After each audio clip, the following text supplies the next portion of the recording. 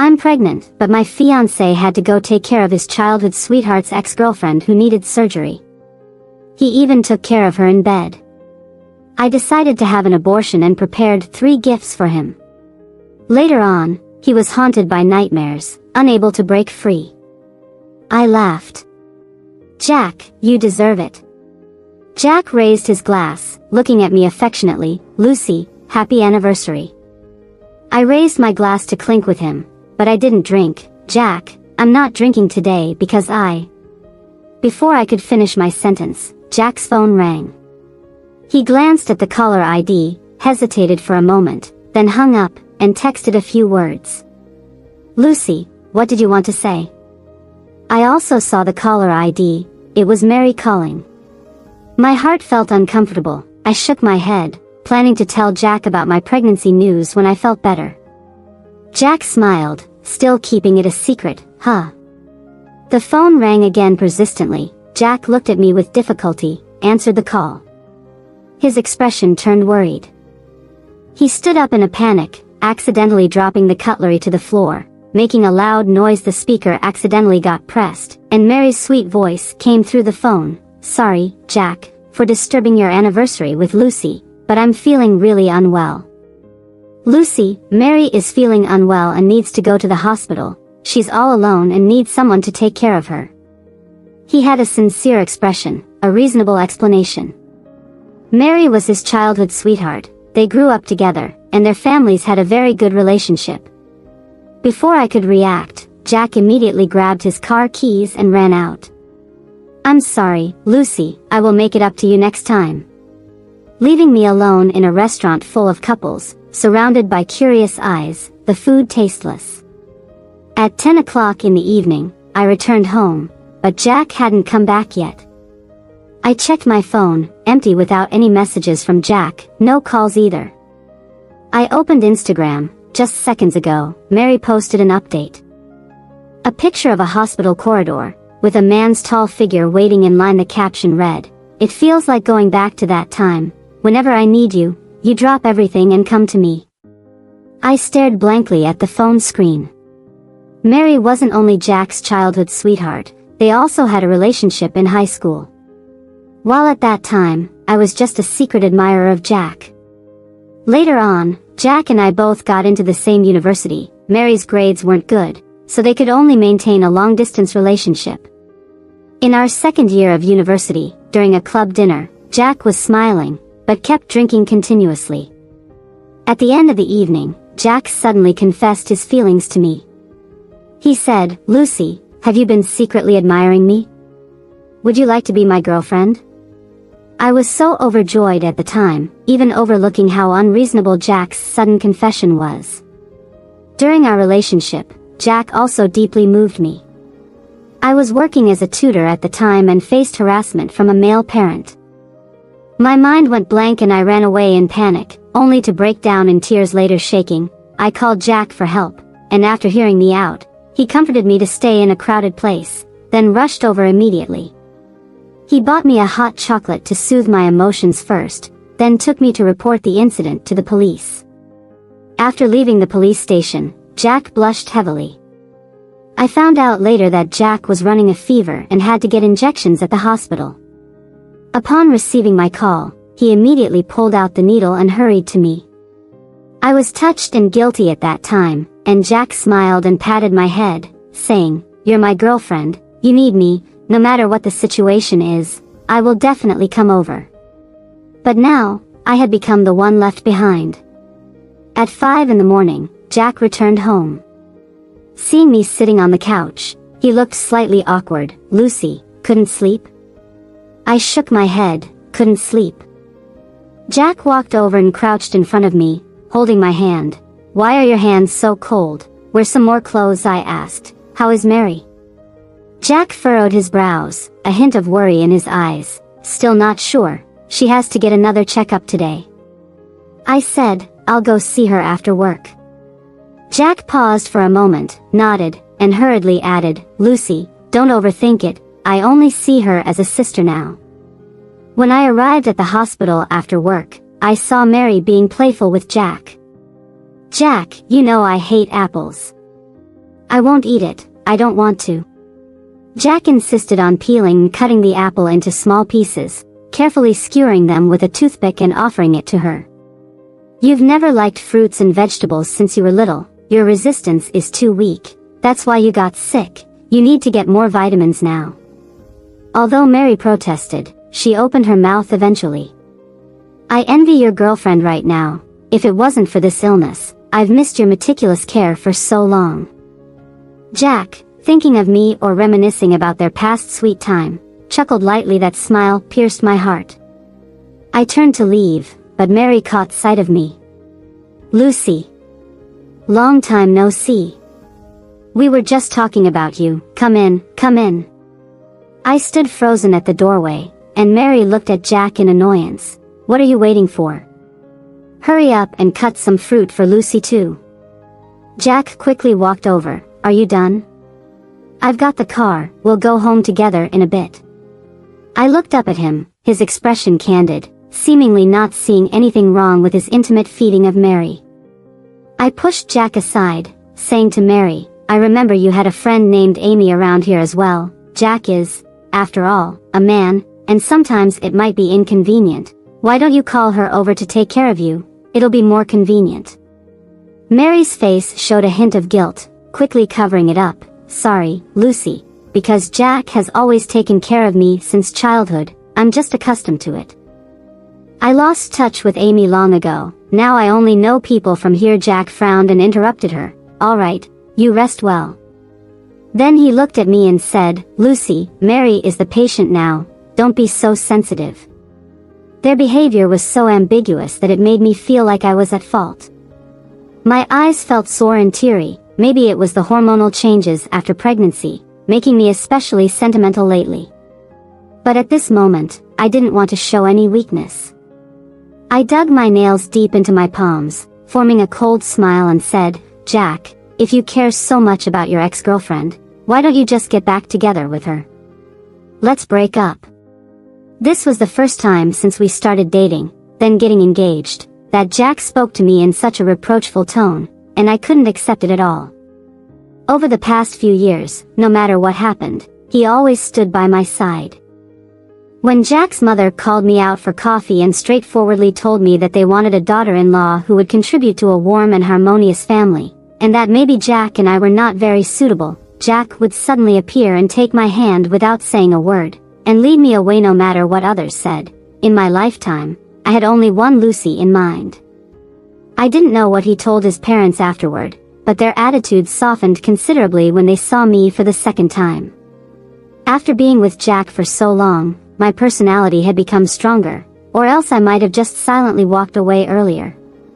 But I couldn't understand, why was Jack, who used to be so protective and never allowed me to be slighted, suddenly unable to control his boundaries with the opposite sex? Or was it just Mary, who held a special place for him? When Jack heard me say break up, he immediately panicked. He caught up to me, held my hand, and didn't let me leave, saying, Lucy. I don't mean anything else, don't talk about breaking up so casually. Mary glanced at him, then at me, and said, Lucy, I'm sorry for causing a misunderstanding, I'll keep my distance from Jack. Please don't have disagreements because of me. After Mary finished speaking, she immediately got out of bed, closed the door to the ward, and shouted, Why don't you hurry and comfort your girlfriend? You were never this dumb before. I was about to burst out laughing. Every sentence seemed to be advice, yet she addressed him so intimately with Jack, hinting at their sweet past. On the way back, Jack suddenly looked hurt, saying, When you said break up, my heart almost stopped. I really have nothing with Mary. As soon as she had her operation, I stopped caring about her. I suddenly realized that I had never noticed this side of Jack before, maybe because Mary hadn't appeared since I started dating him. So I never knew that he would act this way whenever he encountered Mary. I sat in the passenger seat, feeling numb, letting Jack apologize beside me, but I couldn't bring myself to respond. Jack became impatient and said, Can you stop making a fuss, Lucy? Why are you competing with a patient? Should I just ignore her completely for you to be satisfied? Before I could reply, a wild dog suddenly darted out in front of us, causing Jack to slam on the brakes. I lurched forward with the momentum, my heart tightening for a moment, and I turned pale, feeling nauseous. I quickly rolled down the window, leaned out, and vomited.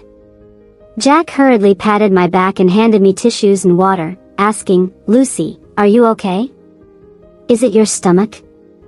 I wiped away the tears produced from vomiting and felt like laughing. Mary was the patient, and I was the pregnant one. Regardless of what illness Mary had, it wasn't caused by Jack. I was Jack's fiancé, and he was the father of the child. He should be taking care of and worrying about me the most. Maybe it was just food poisoning from dinner. By this time, we were almost home. Jack accompanied me upstairs to the sofa to rest, then went to the medicine cabinet to fetch the stomach medicine I usually took. Watching me take the medicine, Jack stood up and went to the kitchen. I immediately pretended to go to the bathroom, spat out the pill pressing against the back of my tongue, and flushed it down the toilet. Not long after Jack went to the kitchen, the scent of delicious food wafted out. It was his famous porridge. Due to various reasons, my stomach hadn't been good, and Jack hadn't been much of a cook before. But after we got together, he self-taught himself various dishes that were good for the stomach. Among them, porridge was his specialty. But before any tenderness could develop in my heart, I heard him deliberately close the kitchen door, lower his voice, and answer a phone call. I didn't have to think twice to guess that it was Mary calling. Despite the muffled voice, I could still make out words like stomachache and can't get rid of it. After a while, Jack pushed open the door, carrying out the porridge, gently instructing me to eat slowly. Then he said, "Lucy, there's an issue with a contract at work. I need to go handle it now." I looked at the thermos in his right hand. He was taking the porridge to the office, considering it as a late-night snack for overtime. The bright fluorescent light illuminated his expression clearly, still honest and transparent. Slowly, a smile crept onto my face. "Okay, don't stay too late at work, come back home early to rest." Bending his eyebrows, Jack reached out to touch my head as usual, but I dodged it by turning my head slightly. He was taken aback, and I forced a smile, saying, "You better get to work, don't linger too late." After Jack left, I looked at the shared location on my phone and slowly made my way to the hospital where Mary was soon. Mary updated her Instagram again. "Heartwarming porridge, truly delicious." After reading it, I went to the kitchen and poured the remaining porridge into the trash. At that moment, I actually wanted to tell Jack that I was pregnant. But whether I was pregnant or not, isn't it the duty of a man to inform his fiancée, who isn't feeling well, before going to visit his ex-girlfriend in the middle of the night? My heart gradually cooled down. Regardless of the many beautiful and warm memories I shared with Jack, I had to admit that he seemed to have changed. The hospital where Mary was located was the best tertiary hospital in the city. It was where I found out about my pregnancy, so my follow-up checkups were also scheduled there. "Have you been having emotional swings recently? Look at this HCG value," the gynecologist patiently explained to me, insisting that I must keep a happy mood for the sake of the fetus. After leaving the gynecologist's office, I slowly walked away. The hospital was large and crowded on weekends, but I managed to spot Jack and Mary among the crowd. Jack was carefully supporting Mary, who seemed to be perfectly fine, and she was smiling and saying something to him. They were very close together, and I even noticed that Jack's earlobes were slightly red. When Jack was shy, his face wouldn't redden, but his earlobes would. This was something I discovered during our time together. I overheard a girl next to me sigh to her boyfriend, "Look at those two, such a good-looking couple, handsome guy with a beautiful girl." I watched them until they walked towards me, coming face to face with us. When Jack saw me, his smile froze on his lips, and he suddenly let go of Mary. Today is the day Mary is discussing the surgery plan with the doctor. She said she was feeling a bit anxious, so I cut him off with a smile. No need to explain. But Jack was even more at a loss, almost as if he suddenly remembered something. He urgently asked me, "Why are you at the hospital? Are you feeling unwell? Is it your stomach acting up again?" Have you had tests done? His rapid and anxious questioning caught the attention of the people around us, and the couple next to us exchanged strange looks, focusing on the three of us and then glancing at Mary, giving knowing smiles. Is this your boyfriend? The girl was a bit malicious, whether her boyfriend told her not to get involved or deliberately asked out loud. I nodded. He's my fiancé. What? The girl's reaction was extremely exaggerated. I was just admiring you and your fiancé with that little lady, thinking how sweet it was between you. Turns out, she covered her mouth, as if realizing suddenly, I don't mean you lead a double life, do you mind? Several people noticed the commotion and looked over. Jack's face turned dark, and Mary bit her lip, freezing in place, looking somewhat unnatural. Yes, hidden thoughts suddenly magnified in broad daylight, and with any sense of propriety, such situations couldn't be ignored. Mary softly called his name. Jack, I'm feeling a bit unwell. She looked pale, with a hint of cold sweat on her forehead. She didn't seem to be faking it. This time, instead of immediately going to take care of her, Jack looked towards me. I maintained a smile. Mary, how about we get a nurse to help you? Mary's eyes immediately welled up with tears. She looked at Jack, tears like broken beads rolled down, clearly crying, yet she managed to put on a falsely brave smile. I don't have much to do today. I'll go back to rest first, Jack. You better not come looking for me after the surgery, or Lucy will misunderstand again. She turned around, her slender figure slowly disappearing into the crowd. Jack stared at the direction she walked away, but he didn't follow. Instead, he held my hand tighter and tighter, almost causing some pain. At night, Jack prepared a table full of delicious dishes. Lucy, once Mary finishes the surgery, I won't meet her alone again. Jack, you can't forget about her, can you? Jack fell silent for a moment, then solemnly declared to me, Lucy, you are my future wife. I only love you. I smiled noncommittally. Jack, a liar must swallow 1,000 needles. At night, after Jack fell asleep, his phone lit up again. Probably due to the recent strain of work and taking care of Mary. I quietly took his phone, and he didn't notice. I entered my birthday, opened the messages, and what caught my eye was a message from Mary. She said, Jack, do you know what I was thinking about in the hospital lobby today? I was thinking, if we hadn't broken up on the second day of sophomore year, would you be able to take care of me properly now? I wouldn't be standing here like a shameless mistress, being looked down upon by others. I was stunned. It was the second day of sophomore year that Jack confessed to me during a club dinner. I felt like I had fallen into an ice cave. Although I knew Jack was with me because he had broken up with Mary, I didn't expect the time gap between the two relationships to be so short. Or was it that Jack was with me only to spite her from the start? I looked at the phone screen, and my heart grew colder inch by inch. Quietly setting the message back to unread, I stayed awake until dawn. The next morning, when Jack woke up, he smiled and kissed my cheek, saying, Good morning, Lucy. I couldn't hold back the disgust and retched. Jack's face changed. Just as he was about to speak, I frowned and said, I'm feeling unwell. Can you take me to the hospital? I had Jack take me to a different hospital. The news of our 7th anniversary had passed for over a month, and the father of the child finally learned this outdated happy news. I watched him ecstatically. Lucy, I'm so happy. You know, I've always liked kids, and I really want our family to have another new life. I knew Jack had a little sister who he adored very much. But she was frail and passed away before she could learn to speak. When Jack persuaded his mother to accept me, he mentioned her. If Emily was still alive, she would be about the same age as Lucy now. Mom, you've lost a sister already. Why treat another girl who lost her parents like this? So Jack's mother's attitude towards me changed dramatically.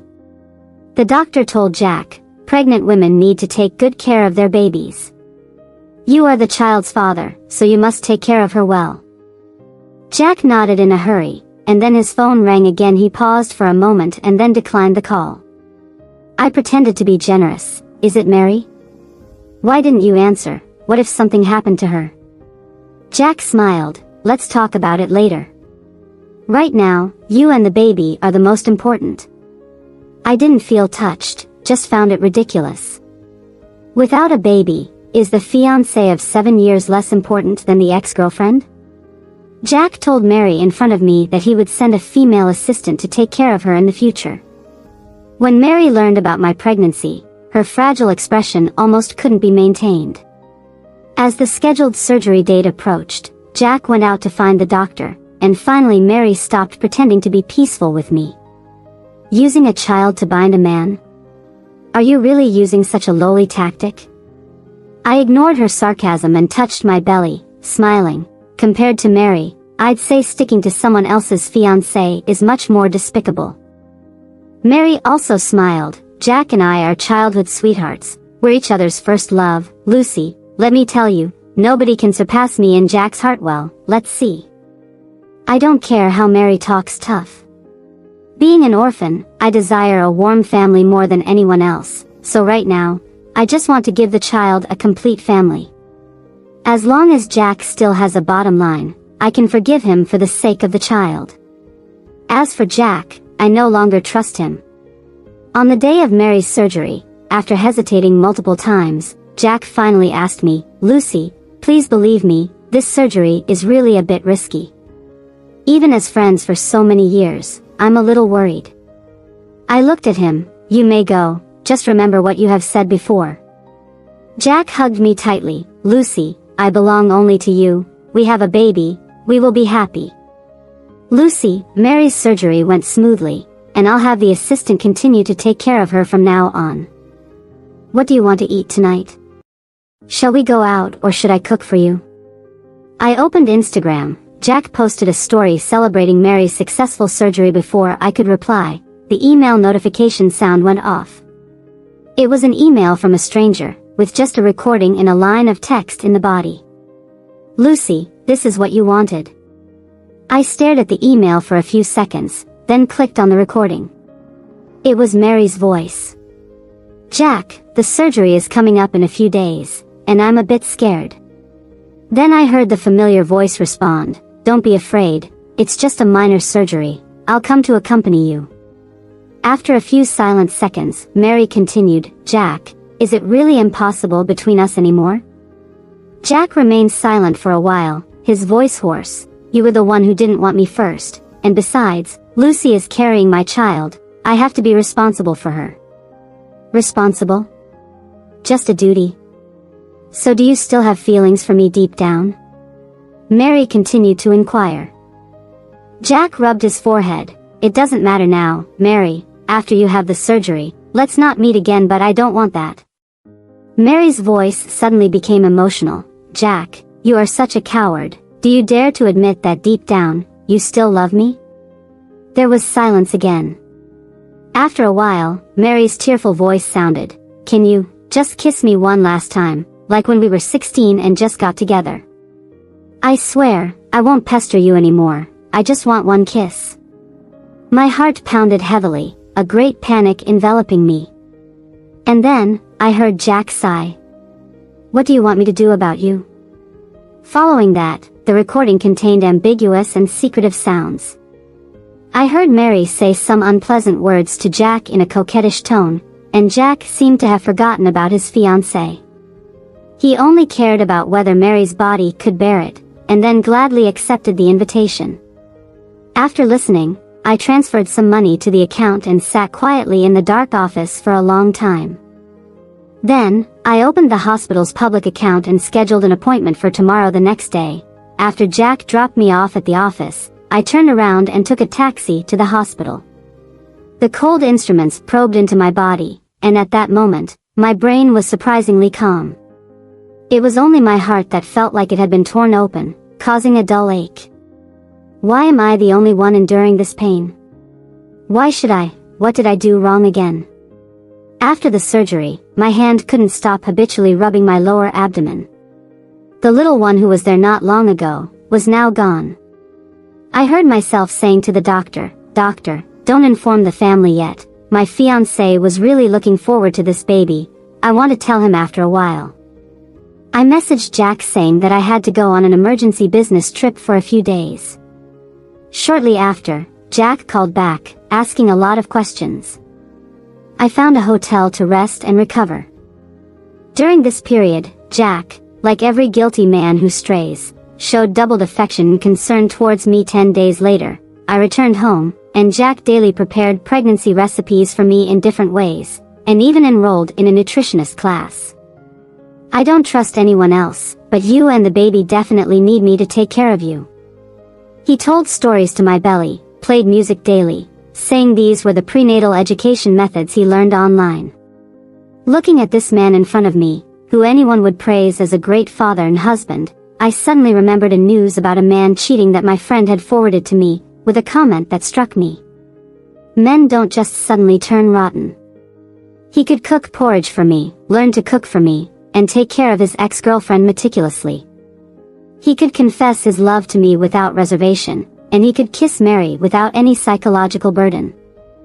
He could be in tears one moment over the arrival of new life, and the next moment he could end up in bed with his ex-girlfriend. At that moment, he even cast aside his fiancée and unborn child, only caring about whether he would hurt his ex-girlfriend. I watched Jack, who was deeply engrossed in reading fetal education stories, this man, with eyes as clear as ever. Beneath the surface, however, lay something vile and rotten. Seeing Jack brimming with happiness, I couldn't help but smile. The moment you are happiest now, what expression will you have when your expectations are dashed again? Mary was discharged. She invited Jack and me to visit, thanking us for taking care of her during this time. I smiled, leaning into his arms, and softly said, "Why not invite Amy too? Mary doesn't have many friends here, it will be more lively with more people around." Jack scratched his nose, probably not wanting just the three of us to be alone together, and immediately called Amy. I didn't know what was said on the other end, but dark clouds covered Jack's face. Pretending not to notice, I continued to smile and asked him what gift we should bring to Mary's place. Jack hesitated multiple times, but ultimately didn't say anything. On the agreed day, Jack still accompanied me to Mary's house with a dark expression on his face. After a meal where all three of us harbored our own secrets, I mentioned that I had to go to the office for something, refusing Jack's offer to drive me there. After all, I am very considerate and wanted to create an opportunity for the two of them to be alone. After leaving, I turned on the miniature recorder hidden on Jack. Jack's voice carried a chill. "Didn't we already clarify things last time? Jack, I can't let you go. You don't love Lucy, you love me, right?" Jack coldly chuckled. "It's only now that I realize how good you are at pretending. Let me tell you, Mary, I love Lucy. I know that I didn't treat her well before, and it hurt her. And, Mary, I now know why you broke up with me in the first place." On the way there, I called Amy and invited her to visit with the intention of surprising you. After all, you and she used to be best friends. As soon as Mary heard this, her face paled instantly. Do you know how Amy reacted after hearing me out? She cursed me out, saying that I had her take care of the mistress who stole her boyfriend. Are you out of your mind? Mary begged Jack desperately not to continue. But it was Jack's anger, ignited by the truth, that overcame his pity for Mary. "Mary, Amy mentioned the time she said you stole her boyfriend, but that was before you broke up with me, right?" "Indeed, I was just a poor student at the time, no match for a rich second generation like you. So, why are you coming back to me now? Is it because that man went bankrupt? And now that I have money, you can scoop up some from me, even if you can't sow discord between Lucy and me?" "Stop, Jack." Mary finally broke down, trembling as she said, "I'm not in this for your money, I just still love you." In response, Jack let out another cold laugh. "Mary, now I see that you're just a malicious gold digger. It was my mistake." Jack's voice softened. "And Lucy is already carrying my child. We will soon marry and welcome a new life. We will be happy. So, Mary, if you continue to pester, you won't like the consequences. Since it's in the past, let it stay there." That night, Jack tightly embraced me from behind. "Lucy, Having you is so good. When the child is born, we will be the happiest family of 3. I turned away from him, showing a cold smile. The issue with Mary and Amy was something I only discovered these past few days. This is the first gift I'm giving you. Do you like it? Jack, like many soon-to-be dads, began researching various pregnancy and baby care tips. He bought a bunch of baby items in advance, all for a girl. But what if it's a boy? Jack laughed. If it's a boy, honey, you'll have to give birth to a girl for me. I watched coldly as Jack eagerly spent a lot of time preparing for the arrival of this child. His anticipation for the child's arrival grew day by day. A month after the miscarriage, I told Jack we had to go to the hospital for a checkup the next day. Jack hurried to help me lie down. Lucy, you need to sleep early tonight so you're well rested for the checkup. Before long, Jack's phone rang again, and I felt his body, which had been relaxed, tense up for a moment. Nervously, he asked me, Lucy, have you been receiving any harassing emails recently? Pretending to be confused, I said, what harassing emails? Let me check my inbox. Don't look. Jack suddenly interrupted sharply, then came up with an excuse. Blue light is harmful to you and the baby. Let me check for you. There are a lot of email scams going around lately. I obediently handed over my phone, letting Jack do as he pleased. I pretended to be asleep as I heard him sneak out of the room. After the sound of the door closing, I opened my eyes, a look of indifference on my face. Opening the phone again, the email I had sent to myself from my other account was gone. On the way to the checkup, Jack was humming a tune while driving, as if he had been reborn. He tuned into a radio station he had searched for earlier. It was a soft female voice on the station, explaining the knowledge of caring for pregnant women. Jack was listening to the radio while driving. Suddenly, the gentle female voice stopped. Jack, puzzled, asked, what's going on? Before he could check, a familiar voice came on. Jack was frozen for 2 seconds, then frantically tried to turn off the radio, but couldn't manage it. He stopped the car, turned to me, his eyes filled with panic and pleading, Lucy, it's not what you think, let me explain. Listening to that familiar conversation, those familiar secretive sounds, I delivered the greatest performance of my life. Crying. Screaming in pain. Fresh blood. My best friend, who had long been prepared, forcibly removed me from Jack's car, leaving him only with my crying, pale face and the blood stains on the white dress. In the midst of chaos, Jack received the second gift I gave him. I lay on the hotel bed. Jack kept calling me constantly, and I kept sending messages without answering. Lucy, where are you? Please let me see you. Lucy, is the child okay? Shall I take you to the hospital for a checkup? I had blocked Jack's number, but he kept calling me from different numbers, but I had changed all my contact information. A colleague with good relations in the company sent me a message, subtly inquiring if I had relationship problems. She said Jack came to the company, looking like a madman, frantically asking if anyone could contact me. By the time he found me, it had been several months. Jack's gaze lingered greedily on my face, then drifted downwards, pausing on my flat abdomen. Then I saw a smile crack open inch by inch on his face. Lucy, where's the child? The child, miscarried. My tone was casual, as if discussing the weather. Jack's body swayed, almost unable to stand. I gave a cold smile, looking at him. Jack, do you need me to remind you of what you did? Jack looked pitiful, but I did not pity him. You just want the warmth of a family, as well as the tenderness of moonlight. During your first love, your moonlight affair, did you ever think about your fiancé and your child? But what I hate the most is not her. After all, she cannot force you if you are unwilling. Jack, it's you, who killed your own child. Jack opened his mouth, but didn't say a word. After a while, he covered his face, tears falling silently, sobbing uncontrollably. I felt no attachment, turning away. If there was something wrong among the three of us, it was not pulling away decisively at the beginning, allowing Jack to hurt me over and over again. I'm sorry, baby, it's all mommy's fault. But mommy doesn't want your body to carry such unbearable blood. If you still want to be mommy's child, you must come to my dreams and tell me, okay? Not long after, Jack appeared in front of me again. He had lost a lot of weight, sunken eyes, and with a thud, he knelt in front of me. Lucy, please give me another chance, we will have children, let me compensate you two properly, okay? Looking down on him from a height, Jack knelt down, staring at me, waiting for the impending judgment, but I laughed, sure, but you have to do something first. Overwhelmed with joy, Jack nodded frantically, Lucy, I'll do anything you ask. I took him to the hospital. The gynecology department happened to be promoting some pregnancy knowledge recently, simulating a pregnancy termination procedure on the spot.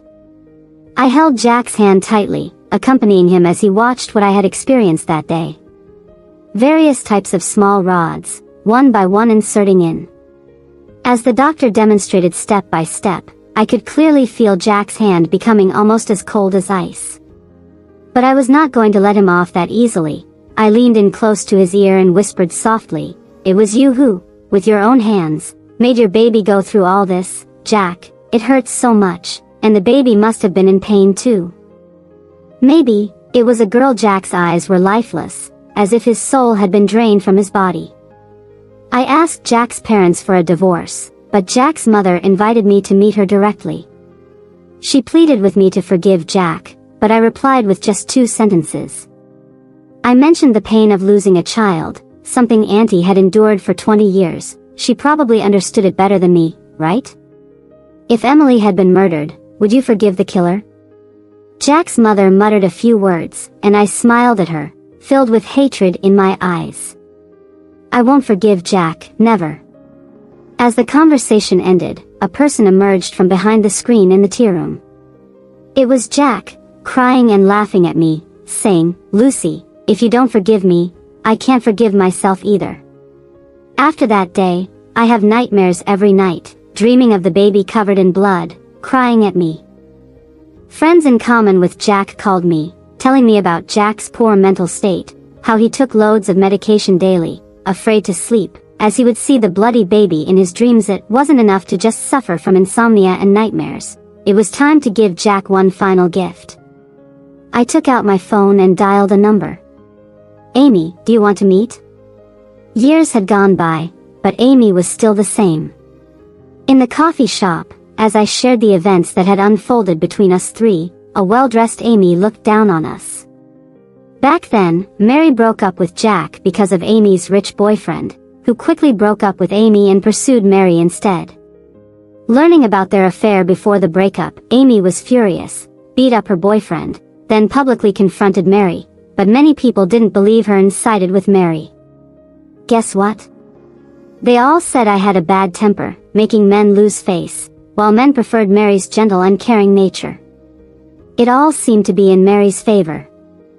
I presented some evidence to Amy, which she edited before sharing it on high school alumni groups and university forums. Years later, Mary had another scandalous story attached to her, interfering in her ex-boyfriend's relationship, resulting in his fiancée having a miscarriage.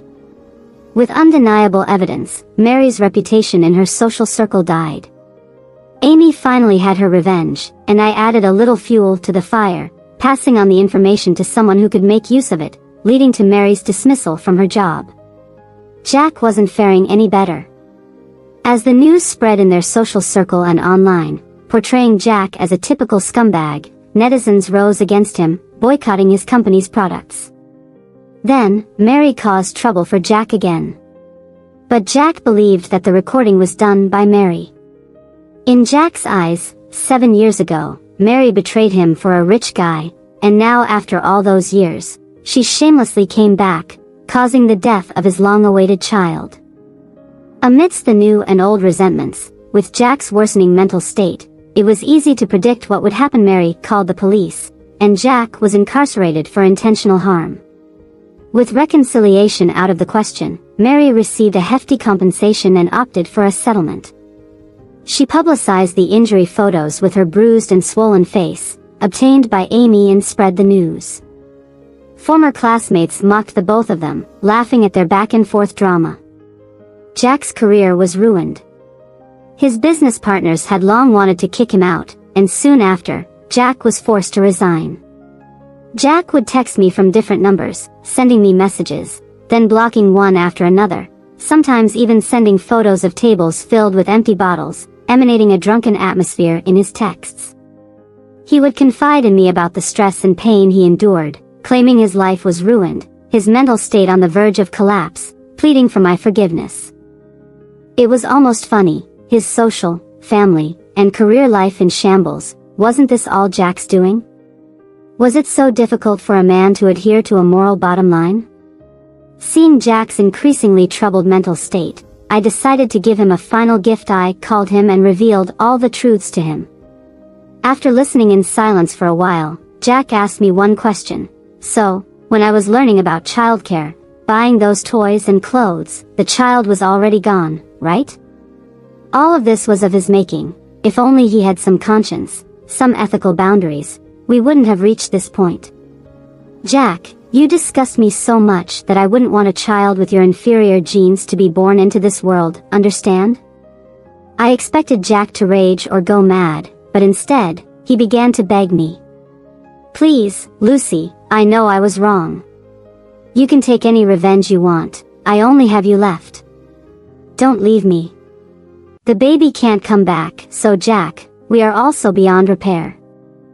I uncomfortably changed all contact methods, thinking the matter was resolved, but the police called me in a room filled with unopened baby products, toys of all sorts. I saw Jack's body. He lay peacefully with his eyes closed, as if he were asleep. The police questioned me seriously, saying that Jack's last phone call was from me. Then, they handed me a letter, a farewell note meant for you, madam. I skimmed through the emotional front section and landed on the final sentence. My suicide has nothing to do with anyone. I am not worthy of living in this world, Mom, Dad, I am sorry. I offer my life as compensation for the baby, but Lucy, you must live on, you must find happiness. Late regrets are worthless. I walked out and tossed the letter in the trash.